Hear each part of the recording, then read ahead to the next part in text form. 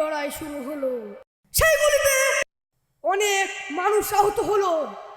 ঘিরে ধরেছে British police. দুই দিক থেকে বৃষ্টির মতো গুলি ছুটছে, গ্রুম গ্রুম গ্রুম। সাথে বিনয় বাদল দীনেশের বন্দে মাতরম ধ্বনি কাঁপিয়ে তুলছেন শাসকের অহংকার। বন্দে মাতরম, বন্দে মাতরম, বন্দে মাতরম। কিন্তু কিন্তু কিন্তু ওদের গুলি শেষ হয়ে গেল। বিনয় আর দীনেশের কাছে আর একটা করে গুলি। বাদলের শেষ। কিন্তু কিন্তু ওরা কিছুতেই ধরা দেবে না।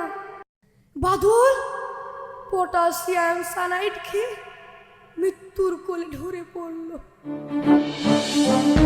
বিনয় আর দীনেশ নিজের মাথায় শেষ গুলিটা চালালো। কিন্তু ব্রিটিশরা ওদের মরতে দিল না, নিয়ে গেল হাসপাতালে ফাঁসি দেবে। বিনয় গুলি লাগা মাথায় আঙুল ঢুকিয়ে মস্তিষ্ক ঘুলিয়ে মৃত্যুবরণ করল। আর দীনেশ ফাঁসির মঞ্চে জীবন দিল।